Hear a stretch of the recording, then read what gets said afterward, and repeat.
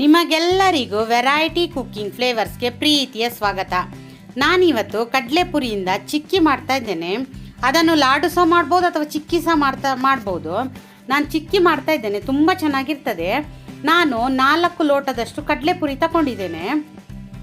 ಅದು ಮೊದಲೇ ಸ್ವಲ್ಪ ಕ್ರಿಸ್ಪಿ ಇದೆ, ಆದರೆ ಇನ್ನೂ ಸಹ ಸ್ವಲ್ಪ ಹುರಿಬೇಕು. ಅದನ್ನು ಕ್ರಿಸ್ಪಿ ಆಗುವ ತನಕ ಅದನ್ನು ಹುರಿಬೇಕು. ಮೀಡಿಯಂ ಫ್ಲೇಮಲ್ಲಿ ಹುರಿಬೇಕು, ಜಾಸ್ತಿ ಹೈ ಫ್ಲೇಮ್ ಮಾಡಿದರೆ ಒಂದೇ ಸಲ ಸುಟ್ಟೋಗ್ತದೆ. ಹಾಗಾಗಿ ನೋಡಿ, ಇದು ಈಗ ಅವಾಗ ಆಗಿದೆ ನೋಡಿ. ಕಟ್ ಮಾಡಿದರೆ ಹೇಗೆ ಒಂದೇ ಸಾರಿ ಕಟ್ ಆಗಬೇಕು ಅದು ಟಕ್ ಅಂತ. ಇವಾಗ ಅದೇ ಲೋಟದಲ್ಲಿ ನಾನು 4 ಲೋಟ ಕಡಲೆಪುರಿ ಹಾಕಿದ್ದಲ್ಲ, ಅದೇ ಲೋಟದಲ್ಲಿ 1/4 ಲೋಟ ಬೆಲ್ಲ ಹಾಕಿದ್ದೇನೆ ನಾನು ಪುಡಿ ಮಾಡಿ. ಇದು ಆರ್ಗ್ಯಾನಿಕ್ ಬೆಲ್ಲ, ಇದರಲ್ಲಿ ಯಾವುದೇ ಕಸ ಕಡ್ಡಿ ಎಲ್ಲ ಏನಿಲ್ಲ, ಅದಕ್ಕೆ ಹಾಗೇನೆ ಹಾಕಿದ್ದೇನೆ. ಹಾಕಿ 1-2 ಸ್ಪೂನಷ್ಟು ನೀರು ಹಾಕಿ ಅದನ್ನು ಚೆನ್ನಾಗಿ ಕರಗಿಸ್ಬೇಕು. ಅದು ಕರಗುವಷ್ಟರಲ್ಲಿ ನಾವು ಇಲ್ಲಿ ಪ್ಲೇಟಿಗೆ ತುಪ್ಪ ಸವರಿ ರೆಡಿ ಮಾಡಿ ಇಟ್ಕೊಳ್ಬೇಕು ಮೊದಲೇ. ನೋಡಿ, ಇಲ್ಲಿ ಬೆಲ್ಲ ಕರಗ್ತಾ ಇದೆ. ಇದು ಇದೇ ನಾನು ಸ್ವಲ್ಪ ತುಂಡು ಮಾಡಿ ಹಾಕಿದಲ್ಲ, ಹಾಗಾಗಿ ಸ್ವಲ್ಪ ಟೈಮ್ ತಗೊಳ್ತದೆ ಇದು ಕರಗಲಿಕ್ಕೆ. ಇದು ಪಾಕ ತುಂಬ ಒಂಥರ ಗಟ್ಟಿ ಪಾಕ ಆಗಬೇಕು, ಒಂಥರ ಖಡಕ್ ಪಾಕ ಹೇಳ್ತಾರಲ್ಲ ಆ ಥರ ಟಕ್ಕಂತ ಅದು ತುಂಡಾಗಬೇಕು ನೀರಿಗೆ ಹಾಕಿದಾಗ. ಅಲ್ಲಿ ತನಕ ನಾವು ಅದನ್ನು ಪಾಕ ಮಾಡಬೇಕು. ನೋಡಿ, ಇವಾಗ ಆಗಲಿಲ್ಲ, ಇದು ಸ್ವಲ್ಪ ಸ್ಮೂತೇ ಇದೆ. ನಾನು ಹಾಗೇನೆ 4-5 ಸಲ ಚೆಕ್ ಮಾಡಿದ್ದೇನೆ. ನಾವು ಈ ಥರ ಸ್ಮೂತ್ ಪಾಕದಲ್ಲಿ ಹಾಕಿದರೆ ಅದು ಅಷ್ಟು ಕ್ರಿಸ್ಪಿ ಬರೋದಿಲ್ಲ. ನೋಡಿ, ಇವಾಗ ನೋಡಿ ಹೇಗೆ ಟಕ್ಕಂತ ತುಂಡಾಗ್ತಾ ಇದೆ ನೋಡಿ. ನೀರಿಗೆ ಹಾಕಿದ ತಕ್ಷಣ ಒಂಥರ ಕೋಲ್ ಥರ ಆಗಿದೆ ಕ್ರಿಸ್ಪಿಯಾಗಿ. ಇವಾಗ ಸಾಕು ಇದು. ಈಗ ಇದಕ್ಕೆ 1.5 ಸ್ಪೂನಷ್ಟು ನಾನು ತುಪ್ಪ ಹಾಕಿ ಪುನಃ ಅದನ್ನು ಮಿಕ್ಸ್ ಮಾಡ್ತಾ ಇದ್ದೀನಿ. ತುಪ್ಪ ಹಾಕಿದರೆ ಫ್ಲೇವರ್ ತುಂಬ ಚೆನ್ನಾಗಿರ್ತದೆ. ಆಮೇಲೆ ನಾವು ಹುರಿದಿಟ್ಕೊಂಡಿದ್ದೇವಲ್ಲ ಮೊದಲೇ ಕಡಲೆಪುರಿ, ಅದನ್ನು ಹಾಕಬೇಕು. ಅದನ್ನು ಹಾಕಿ ಚೆನ್ನಾಗಿ ಅದು ಮಿಕ್ಸ್ ಆಗಬೇಕು, ಎಲ್ಲದಕ್ಕೂ ಅದು ಹೊಂದ್ಕೊಳ್ಬೇಕು. ಅಲ್ಲಿ ತನಕ ಅದು ಮಿಕ್ಸ್ ಆಗಬೇಕು. ನೋಡಿ, ಇವಾಗ ರೆಡಿಯಾಗಿದೆ ಮಿಕ್ಸ್. ಈಗ ನಾನು ಮೊದಲೇ ತುಪ್ಪ ಸವರಿ ಇಟ್ಟಿದ್ದೆಲ್ಲ ಪ್ಲೇಟ್, ಅದಕ್ಕೆ ಇದನ್ನು ಹಾಕ್ತಾ ಇದ್ದೇನೆ. ಹಾಕಿ ಅದನ್ನು ಎಲ್ಲ ಕಡೆ ಒಂದೇ ಥರ ಸರಿಯಾಗಿ ಲೆವೆಲ್ ಆಗಿ ಅದನ್ನು ಮಾಡ್ಕೊಳ್ಬೇಕು.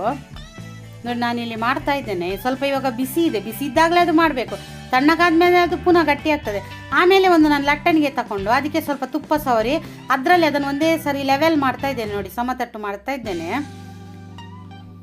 ಈಗ ನೋಡಿ, ಇದು ಒಂದೇ ಥರ ಲೆವೆಲ್ ಆಗಿದೆ. ಈಗ ಇದಕ್ಕೆ ನಾನು ಚಾಕುದಲ್ಲಿ ಮಾರ್ಕ್ ಹಾಕಿ ಇಟ್ಟಿರ್ತೇನೆ.